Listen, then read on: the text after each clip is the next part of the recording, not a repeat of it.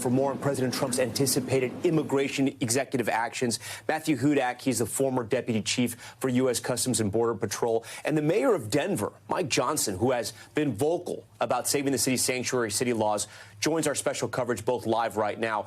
Matthew, I'm going to start with you right now. So you have all these changes, right, coming with the executive orders. How hard is it on the men and women that are protecting our border when all the laws change this fast?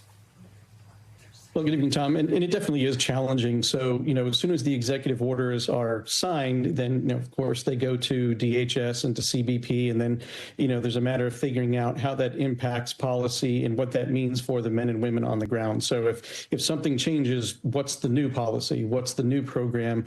Or, what do they start doing now? So there's a little bit of time that it takes to get those affected.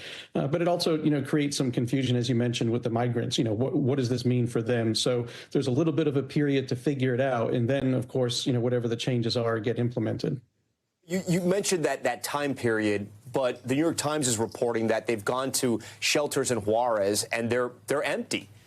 Do you think the word is already out? Do you think there's been 2 months since the election? That word has trickled down. I know there's been law enforcement in both Panama at the Darien Gap and more because of Mexico as well, and some that came from the Biden administration in the closing months. But with those shelters already sort of empty on the border there in Juarez, that's got to be a good sign for the United States.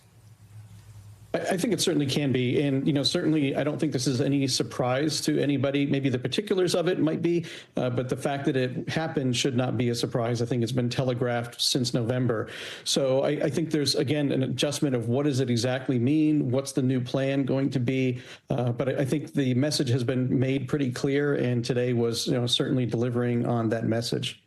Mayor, we thank you for joining our coverage tonight. I want to ask you, if you get a call from Tom Homan, the border czar, and he says, we're coming into Denver, we're going to do a raid, are you going to work with federal officials? Are you going to let your local officials work with federal immigration customs enforcement? When it comes to focus on violent criminals, we have partnered with the federal government in the past. We will partner in the future. So if they're looking to target violent criminals, we will help support them. We notify them, or we will release folks from our custody if they need to pick them up. We won't do ICE's job for them. So our officers have their own full-time jobs to do here, keeping the streets of Denver safe. And so we won't do federal immigration enforcement. We won't pick people up or detain them or hold them. That is the immigration and customs enforcement's job. And so we'll do our job as Denver. We'll collaborate on violent criminals, but we won't do the work of ICE for them. Mayor, I don't know the particulars of your sanctuary laws in Denver, right? They're different in every city. In places like New York City, for instance, Mayor de Blasio had ICE removed from Rikers Island, right, from the prisons there. Why wouldn't you want, in some cases, federal immigration officials to be able to work with your local police? Explain to me what the concern is there for a mayor like yourself. Yeah, we think we have a common sense approach, which is we don't ask your status when we stop you for a busted taillight. So any stop, we don't ask status. We don't proactively report status to the government.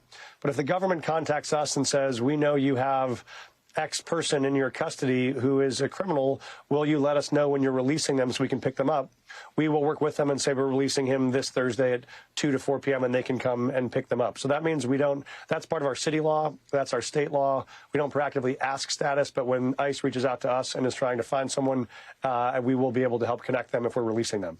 Mayor, what happens, though, if there is an ICE enforcement in Denver that you don't approve of? If there is something like families of undocumented that are either being separated or are being just taken out and ushered out of the country, are you going to stop that? Are you going to look the other way? What would you do in that situation? And I know it's a hypothetical.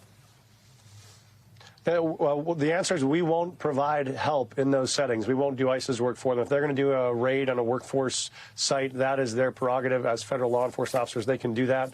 We're not going to get in their way, but we will not aid and abet those efforts. Our only purpose is to keep public safety, and so we'll respond where we have to enforce or protect public safety, but we won't support them and these efforts. That's their policy. They have to implement it on their own.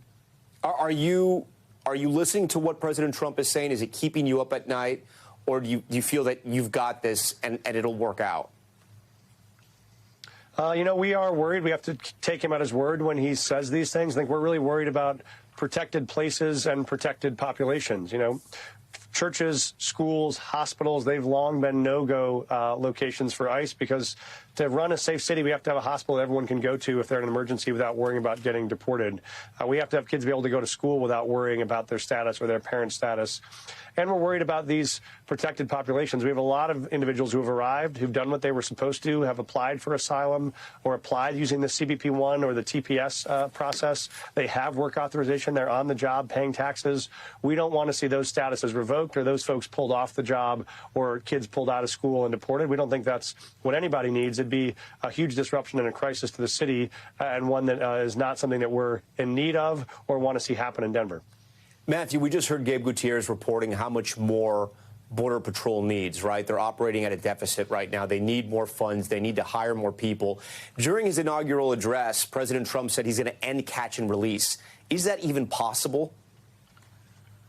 It is to a point, and certainly, logistics and resources would need to be there to be able to do that, because what you're ultimately talking about is rather than releasing somebody pending a, long distant in the future court date, holding them in custody to get through some level of their due process before an immigration decision is made, typically by a judge. So it takes money, it takes resources to be able to hold people through that process. And it also takes, resources for the men and women of the Border Patrol to go out and do their job. And, we focus a lot on the southern border. We also have our northern and coastal border. And unfortunately today, to kind of, show the importance and how critical resources are on the border, we lost a Border Patrol agent in Vermont to gunfire. So, it's an ever constant reminder of the dangers, but that shows how important the resources are, that we dedicate the right tools and assets to help keep our agents safe and help them do their job.